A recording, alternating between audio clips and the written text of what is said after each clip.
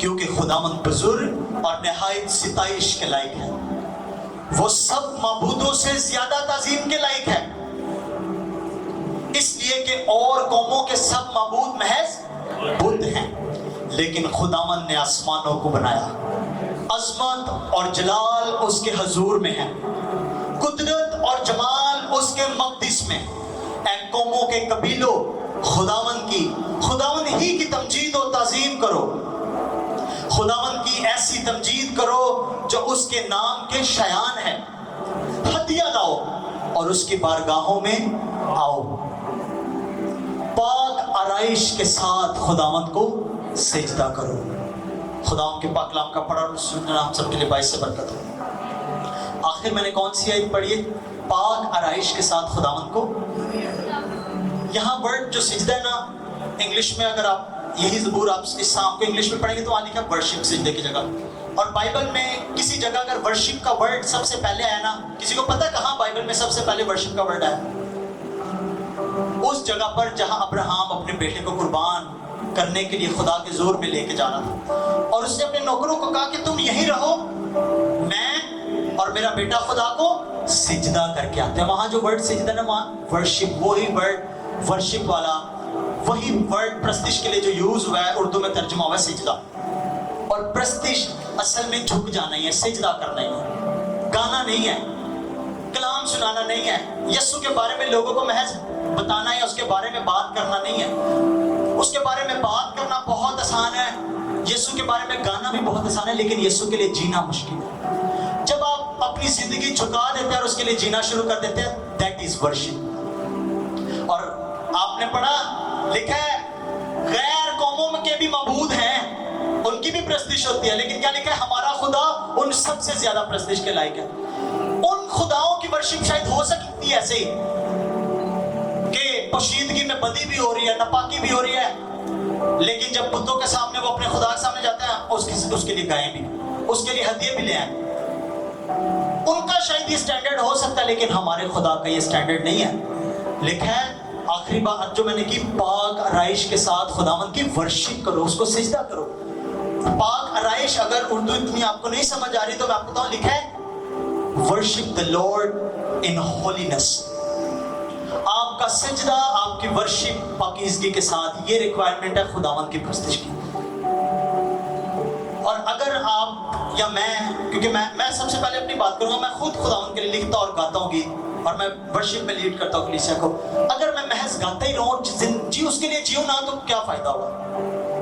کوئی فرق نہیں رہا اس شخص میں اور مجھ میں جو ایک دربار میں ایک مورتی کے سامنے گاتا ہے جس میں کوئی جان نہیں ہے، یا جو مردہ قبر میں پڑا ہے، اور مجھ میں اور اس میں کوئی فرق نہیں ہے، کیونکہ وہ بھی محض گا رہا ہے، اس کا ریلیشن کوئی نہیں ہے۔ Relationship requires dedication and purity.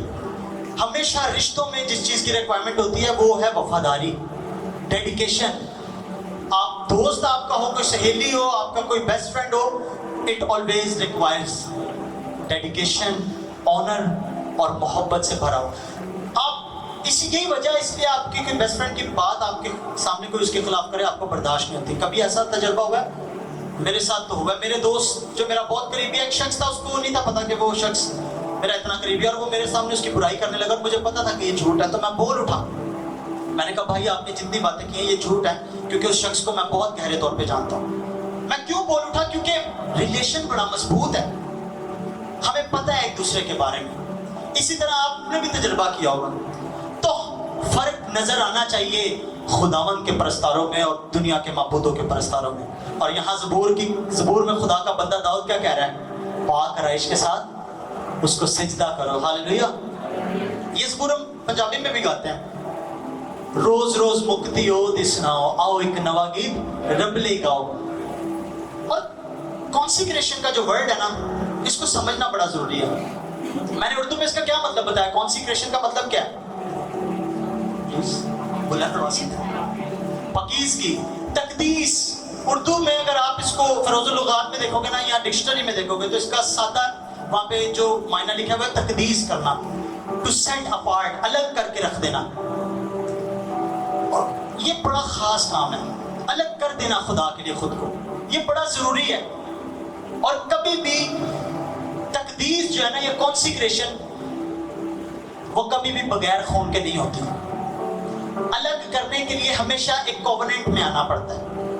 एक लड़के या लड़की का जब निकाह पढ़ाया जाता है, वो कोवेनेंट में आ जाते हैं, वो उस अहद में आ जाते हैं। और क्या कहता है उस वक्त खादम खुदा का जो निकाह पढ़ाता है, कि इनको कोई आदमी जुदा, अहद कभी भी नहीं टूटता, क्योंकि अहद वादा नहीं है। वादा टूट सकता है, वादा मैंने भाई से किया, कल भूल गया और तोड़ दिया, वादे टूट जाते हैं, अहद नहीं टूटता।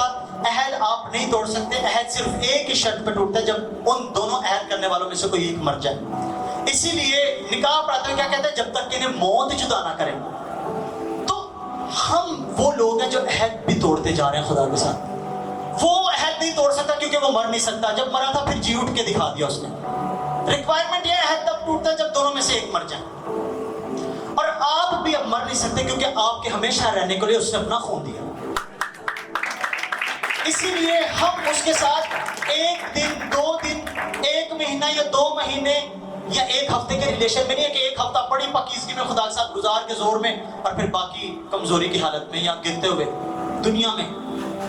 और मैंने जब बोला कि कॉन्सिक्रेट करना है खुद को, तकदीस करनी है, अलग करना है, सादा लफ्जों में अलग करना है, तो करना किससे अलग? खुदा के लिए अलग। किस चीज से अलग होना है? भाई ने जवाब दिया कि दुनिया से। और यही वो काम है जो सबसे मुश्किल है, क्योंकि बाइबल में लिखा है कि जिस्म की ख्वाहिश, आंखों की ख्वाहिश, जिंदगी की शेखी, ये 3 कैटेगरीज लस्ट की लिखी हैं बाइबल में। और इन्हीं तीनों के अंदर बाकी सारी जितनी लस्ट की कैटेगरीज है वो आती हैं। आंखों की ख्वाहिश है, जिंदगी की शेखी है।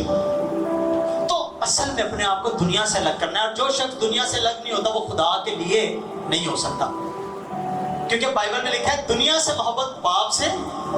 बताइए, कलाम आप पढ़ते हैं सारे, मुझे पता है इधर सारे जवानों को तकरीबन, मैं ज्यादातर को पर्सनली जानता हूँ। दुनिया से मोहब्बत, खुदा से दुश्मनी है। एक बार अगर आप अपने आप को अलहदा कर देना और फिर इस रूह में लग जाए कि मैंने खुदा के लिए जीना है, आपको पता भी नहीं चलेगा कहां कहां से खुदा आपके लिए कुदरत के साथ मौजे करेगा और आपको बचाएगा। आपको पता है आपकी काबिल कई इधर होंगे जो सोच रहे होंगे कि I have been trying, Eric भाई मैं बड़ी देर से कोशिश कर रही हूं कि मैं खुदा के लिए अलग रहूं, उसके लिए पाक रहूं। कोई भाई सोच रहा होगा इस वक्त ये भाई जो कलाम सुना रहा है, मैं इसको कैसे बताऊं कि I have been trying, I have been trying. मैं खुदावंद के लिए दुनिया से अलग रहने की बड़ी देर से कोशिश कर रहा हूं। यही तो चाहिए, वही कोशिश तो खुदा ऑनर करता है। और जो वो कोशिश करता है खुदा एक वक्त देखता रहता है, और फिर खुदा प्रॉपर एक डिलीवरेंस आपकी जिंदगी में जारी करता है। और फिर खुदा आपको आम लोगों में से उठाकर एक ऐसे स्टेज पे लाता है जब आपके वसीला से लोग बरकत पाते हैं। हालेलुया। सो दुनिया से जब अपने आप को अलग करना, मैंने क्या कहा कि तकदीस बगैर खून के नहीं हो सकती, और हमारी तकदीस के लिए यीशु का खून मौजूद है। मेरे साथ एक हवाला निकालें, इब्रानियों बाब नंबर 9 आयत नंबर 14।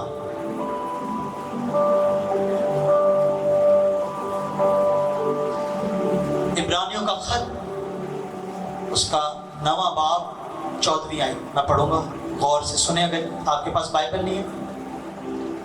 तो मसीह का खून जिसने अपने आप को असली रूह के वसीला से खुदा के सामने बेऐब कुर्बान कर दिया, तुम्हारे दिलों को मुर्दा कामों से क्यों ना पाक करेगा, ताकि जिंदा खुदा की इबादत करो।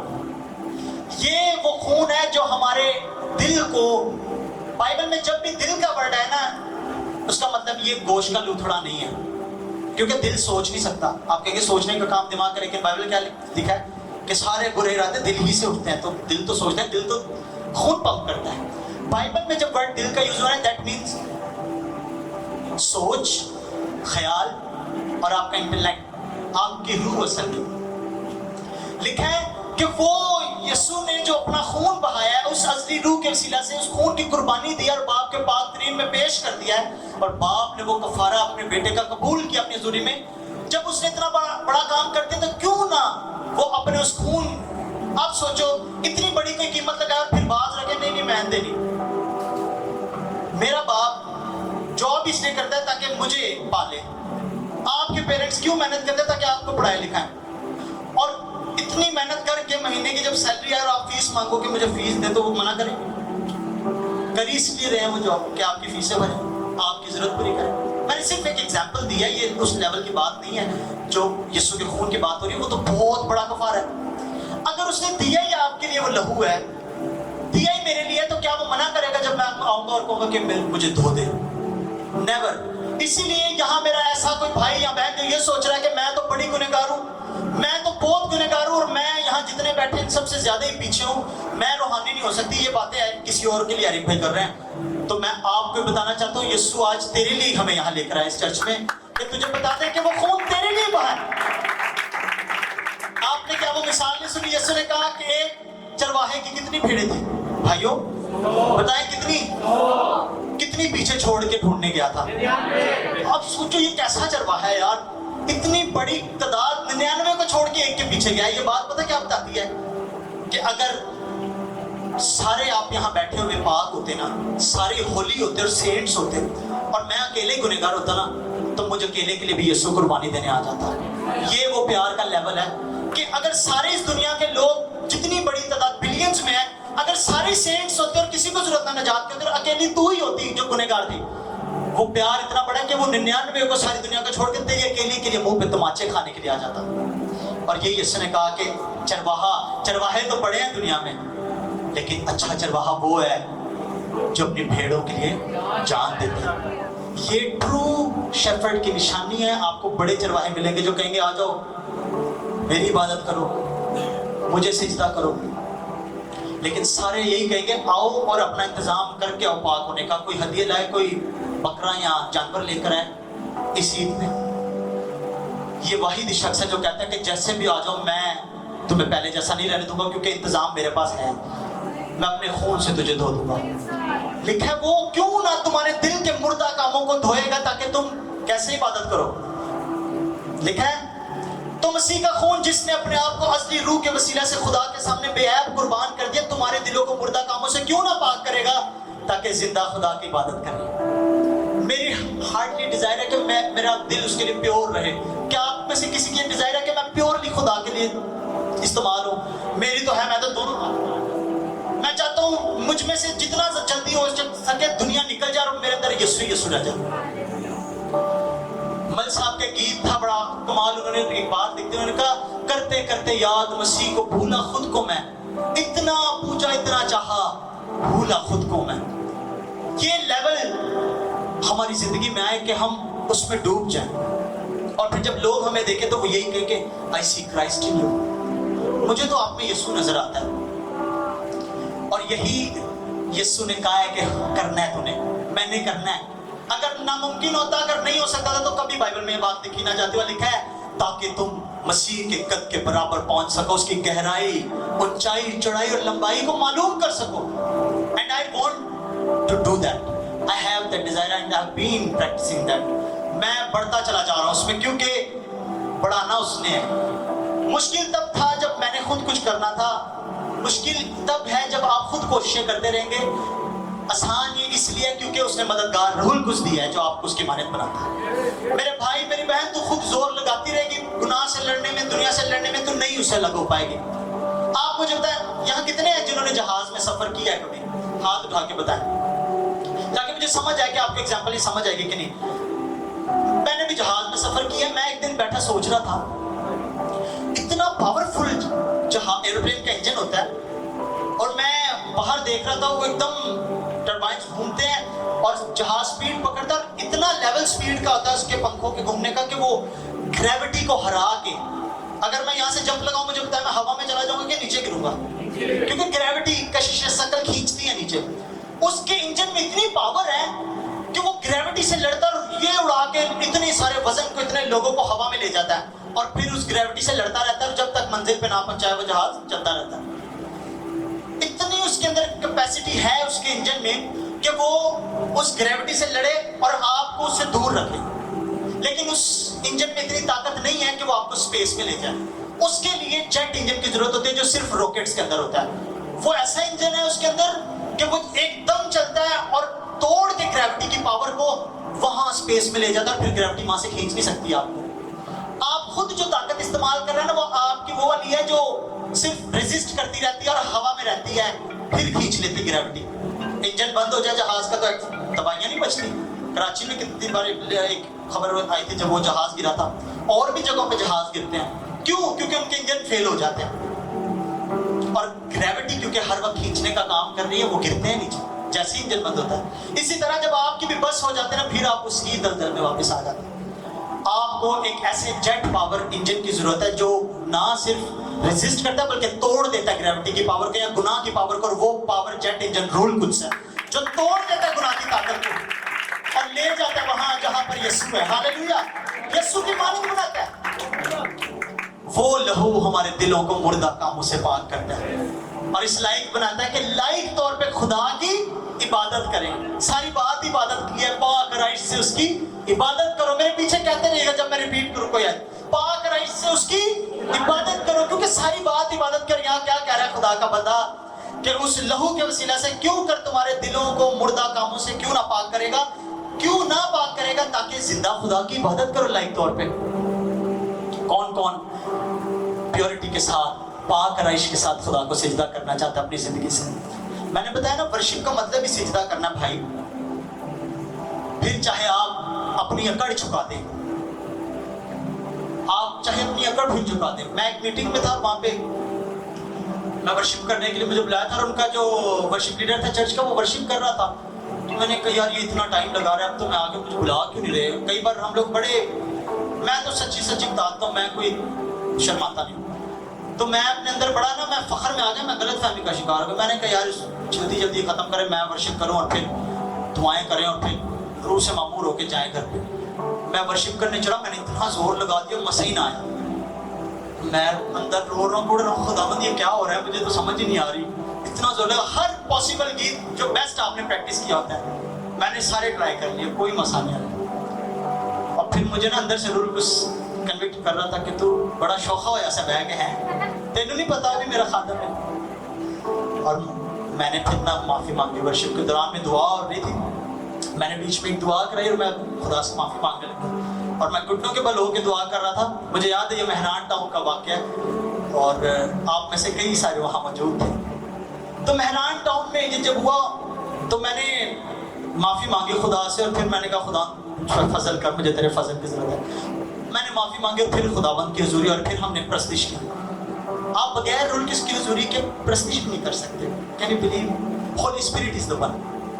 तो मैंने आपको क्यों बताया ये बात बताई है कि आजिज़ी बड़ी जरूरी है। अगर मैं कलाम सुन रहा हूँ, आप में से कोई कहे यार ये बस ऐਵੇਂ ही बातें कर रहे हैं, छोड़ो मैं तो जिस हालत में ठीक हूँ। नहीं नहीं भाई, कलाम कहता है इंसान अपनी अच्छी से अच्छी हालत में भी, उसकी अच्छी से अच्छी रास्तबाज़ भी खुदा के सामने गंदी धज्जियों की मानी है। हार्ट खुदा को पसंद है। फिर मैंने सीख लिया उसके बाद से, फिर जब मैं हम्बल हो गया फिर खुदा ने बड़ा जलाल भी जाहिर किया और गीत भी दिए नए नए। ऐसा होता है, आप जब आजिज हो जाते हैं फिर आप कुछ नया आसमान से आता है। और मैं आपको बता रहा हूँ, मैं पीछे बैठता, खुदा ने कलाम किया था कुछ नया आपके लिए आसमान से आना है। आज आपकी जिंदगी में वो ब्रेक थ्रू जो बड़ी देर से रुका हुआ हो जाएगा और वो दरवाजे जो बड़े सालों से बंद आज खुलेंगे यीशु नाम में। तो अब वो खून भी मौजूद है जिससे आप अपने आप को अलहदा कर सकते हैं। जब वो खून मौजूद है तो फिर जिम्मेदारी अब हमारी। मैं आपको एक कहानी बताना चाहता हूँ। एक खुदावंद के खादम पास्टर बेनी हिन की किताब है द ब्लड। मैंने वो किताब पढ़ी और मुझे बड़ी अच्छी लगती है वो किताब। उसमें एक वाकया है, एक दौर था अमेरिका में जब स्लेव्स होते थे, लोगों के घरों में नौकर चाकर जो है ना गुलाम होते थे। नौकर तो फिर वो होता है ना जो काम अपनी मर्जी से करता है, नौकरी अपनी इजरत लेकर चला जाता है, जब दिल चाहे जॉब छोड़ सकता है। गुलाम ऐसा नहीं कर सकता। स्लेव वो मालिक की मर्जी के बगैर कहीं नहीं जा सकता और अगर कहीं भागने की कोशिश करे तो मार दिया जाएगा। अमेरिका में एक ऐसा भी दौर था जब स्लेव्स बेचे जाते थे और एक रास्तबाज शख्स था, अच्छा जेंटलमैन था, वो गया, उसने कहा कि मैं जरा विजिट तो करूं वो डंजन जहां पर वो गुलाम बेचे जाते हैं। वो चलता चलता गया और ऐसी पतली सी डंजन एक गली थी, आ गया उस गली में। उसने देखा ढेरों के ढेर अफ्रीकी गुलाम, अफ्रीका से लोगों को लाया जाता था, बच्चों को, जवान लड़कियों और लड़कों को गुलाम बना बना के, और लोग बेचते थे वहां पे, उनकी कीमत लगाई जाती थी। इसी तरह एक स्टेज सा था, प्लेटफॉर्म था जहां पे बारी बारी करके गुलामों को लाते थे और वहां नीलामी जैसे की जाती है ना, उनकी कीमत लगाई जाती थी। इधर से जिसका जो उसका पहला मालिक होता था या जिसके हाथ में होता था वो आवाज लगाता था कि इसकी कितनी कीमत है। फॉर एग्जाम्पल 100 रुपए, تو وہ گنتا تھا 3 تک، تو کوئی 100 سے 2 روپے زیادہ دے دیتا ہوگا. غلام کتنی کوئی قدر نہیں لگاتا، قیمت لگاتا. تو ایک نے لگا دی 110. اس نے بولا جس کی فائنل ہو جاتی تھی نا رقم، وہ غلام لے جاتا تھا. And that gentleman was observing, وہ کھڑا ہو کے دیکھ رہا تھا یہ کیا ہو رہا ہے. اس نے دیکھا کہ گندی حالت میں وہ انسان غلامی کی حالت میں، ان کے ہاتھوں میں زنجیریں ہیں، رسی ہیں، پیروں میں زنجیریں ہیں، اور وہ اپنی مرضی سے ہل بھی نہیں سکتے. ان کو کھینچ کے لایا جاتا. اور وہ دیکھ رہا تھا کہ جو پیسے دیتا تھا وہ غلام لے جاتا تھا. اس نے غور سے دیکھا ایک جوان لڑکی اس میں تھی، اور وہ آنسوؤں سے اس کا چہرہ بھرا تھا، اس کے جسم پہ کئی نشان تھے مار پیٹ کے. اب اچانک اس لڑکی کو جب سٹیج پہ لایا گیا، اس کی قیمت جب لگائی گئی تو بہت سارے منہ کھل گئے اور لوگوں نے قیمتیں لگائیں. اس آدمی نے کیا کیا، جتنی اس کی قیمت لگائی گئی تھی نا، فار ایگزامپل 1000 روپے، جو کہ بہت بڑی قیمت ہے آلریڈی ان لوگوں کے لیے بھی، کیونکہ غلام کے کوئی اتنے پیسے نہیں دیتا. اس آدمی نے منہ کھولا اور اس کی 10 گنا زیادہ قیمت بول دی. اسے بولا میں اس کے 10,000 دوں گا. اور سب نے دیکھا کہ یہ کون آگے اتنی قیمت لگا دی ہے. پھر کسی نے نہ سوچا کہ غلام یہ نا ہم کیوں 10,000 دیں، 10,000 میں گھر نہ خرید لیں. اس دور کی میں بات کر رہا ہوں، ایسے ایگزامپل کے طور پہ کیٹیگریز دے رہا ہوں نمبرز کی. اس نے جب یہ قیمت لگائی اس جینٹلمین نے، تو وہ بات وہاں آخر ہو گئی. اس شخص کو کے ہاتھ میں اس عورت کی، اس لڑکی کی زنجیریں جو بندھی ہوئی تھی دی گئی. اور ایک اس بک میں پہلے نے لکھا ہے، ایک مینیوسکرپٹ ہوتا ہے جس کو اردو میں آزادی کا پرچہ کہا جاتا ہے. اس کا ترجمہ کرے تو یہ ملے گا آزادی کا پرچہ. اور وہ پرچہ جس شخص کے پاس ہوتا ہے نا، ساری عمر کے لیے وہ شخص، وہ لڑکی اسی کی غلام ہے. وہ ایک سرٹیفکیٹ ہے، وہ ایک پرچہ ہے جو بتاتا ہے کہ یہ آزاد ہے یا غلام ہے. اور جس کے پاس وہ پرچہ کا، وہی اس شخص کا مالک ہوگا، اس غلام کا مالک ہوگا. اس آدمی نے اس کا وہ پرچہ لیا اور اس کو پکڑا، زنجیر اس کی لی اور نکل پڑا ریسپشن تک. اور اب وہ لڑکی اس کو دیکھ رہی ہے کہ میرے ساتھ اب برا ہی ہونا ہے، اور کیا بچہ زندگی میں، اور بچہ ہی کیا کرنے کو. آگے یہ مجھے گھر لے جائے گا اور یہ مار پیٹ کرے گا، مجھ سے سخت محنت کرائے گا اور میرے ساتھ برا سلوک کیا کرے گا. اور وہ شخص جب جا ہی رہا تھا، اس عورت نے اس کے منہ پہ تھوک دیا. اس لڑکی نے، کیونکہ وہ بے چین تھی، وہ آزادی چاہتی تھی، اس کی دل کی خواہش تھی کہ میں آزاد زندگی گزاروں. وہ جب اس کو کھینچتے ہوئے لے کے جا رہا ہے اس کو ریسپشن تک، اس لڑکی نے کھینچا تھا نہیں کہ اس کے منہ پہ تھوک دیا. اس آدمی نے رومال نکال کے اپنا منہ صاف کیا اور وہاں ریسپشن پہ اس کی وہ قیمت ادا کی. وہ پرچہ اسے وہاں سے ملا اس لڑکی کے نام کا، اور لے گیا. اور دور جا کے باہر ویرانہ تھا جہاں کوئی آدمی دیکھ نہیں تھا. اس شخص نے ایک عجیب کام کر دیا. اس نے اس کی زنجیریں اس کے ہاتھ میں پکڑا دی اور اس کو وہ پیپر جو اس کے نام کا تھا، جس کو آزادی کا پرچہ کہتے ہیں، اس کے ہاتھ میں دے دیا. کہا جا. تو وہ ہل گئی اس کی ایکٹ دیکھ کے کہ یہ کیا کر رہا ہے. اس نے کہا میں نے تجھے اس لیے خریدا تاکہ میں تجھے آزاد کروں. وہ کہتے تو نے مجھے اس لیے خریدا تاکہ تو مجھے آزاد کر دے. تو نے مجھے میری قیمت اس لیے وہ اتنی زیادہ دی تاکہ تو مجھے آزاد کر دے. اس نے کہا ہاں یہ زنجیریں لے کھلی ہیں اور یہ پرچہ لے، جب تک یہ پرچہ تیرے پاس ہے تو جو کہ غلامی میں بھی نہیں لا سکتا، کیونکہ یہ تو آزادی کا پرچہ ہے. وہ رونے لگے، اس کے قدموں میں گر کے اس کے قدم چومنے لگے. اس نے کہا اب میں ساری زندگی خوشی سے تیری غلامی کروں گی، کیونکہ تو نے میری قیمت اس لیے آزاد دی تاکہ میں آزادی کے ساتھ زندگی گزاروں. اب میں خوشی سے تیری خادم ہوں، اب میں خوشی سے تیری خدمت کروں گی. اور یہی بات ہم زبور میں کہتے ہیں، اپنے اسیرانوں خدا حقیر نہ کدی سمجھے گا. وہ قیمت جو اس شخص نے وہاں ادا کی ہے، جو کہ اس لائق نہیں تھی وہ لڑکی کی اس کی اتنی قیمت دی جائے، اس کی اتنی قدر نہیں تھی. وہ یسوع کا خون ہے جو اس نے ہماری خاطر دیا، اس غلامی سے نکال. وہ خون اتنی بڑی قیمت ہے جس سے ہم خرید لیے گئے ہیں. اور وہ پرچہ آزادی کا، وہ روح القدس ہے جو ہمیں دیا گیا. اب تجھے کوئی غلام نہیں کر سکتا. تیرے اندر وہ روح القدس رہتا ہے جو آزادی کا روح ہے. جہاں روح ہے وہاں آزادی ہے. اور جب تیرے پاس وہ روح القدس ہے جو دے دیا گیا، تجھے کوئی بدروح اب غلام نہیں کر سکتی. جنہوں لگتا ہے بدروہاں ہم پھاڑ لیں کیا، میں آپ کو بتا رہا ہوں، اگر روح القدس آپ کے اندر آ جائے، there is no powerful spirit than Holy Spirit. روح القدس سے زیادہ زورآور کوئی روح ہے نہیں، کیونکہ روح القدس خدا ہے. وہ آزادی کا پرچہ بھی اب آپ کو دے دیا گیا ہے، آپ کو کوئی غلام نہیں کر سکتا.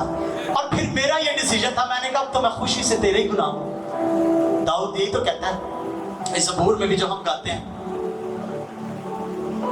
یہ ڈیسیجن ہے. میں نے کہا نا جب خون دے دیا گیا، قیمت دے دی گئی، پھر ڈیسیجن. اس لڑکی نے تو وہ ڈیسیجن لے لیا. اس لڑکی نے تو وہ فیصلہ کر لیا کہ اب میں خوشی سے تیری غلام ہوں، اب میں خوشی سے تیری خادمہ ہوں. اصل میں خوشی کے ساتھ خود کو الگ کر دینا، دھوکے سے نہیں، یا رونے کے ساتھ نہیں کہ یار کیا زندگی اس کے لیے جیو. میں نہیں، خوشی کے ساتھ کہ تو نے میرے لیے کتنا بڑا کام کیا. یہ گریس کتنا بڑا. آپ سوچے تو صحیح، ہمارے کام ایسے تھے ہی نہیں کہ ہمارے لیے اتنی بڑی قیمت ہے. سوچیں کائنات کا مالک ہو، सारी दुनिया का बनाने वाला और मुंह पे थप्पड़ रहा है, ये कैसा प्यार है यार। दुनिया का बनाने वाला हो और मुंह पे थप्पड़ खा रहा है, किसके लिए? एदे भी, जिसने कभी उसकी कदर ना की, जो गुनाह में जाता है खुद, तेरे लिए। हम खुद एक दूसरे, हम खुद जानते हैं अपने आप को। बाइबल में लिखा है, बाइबल कहती है आदमी के रूह के सिवा कोई नहीं जानता कि वो कैसा। मैनू तो चंगी तरह पता है कि मैनू तो कितनी जरूरत है, मुझे पता है मुझे उसकी जरूरत है। Jesus is not your choice, he is your need. वो आपकी जरूरत है, हम खुशी से उसके हैं। आए कदमों पर खड़े हो, आंखों को बंद करो और हाथों को आसमान की तरफ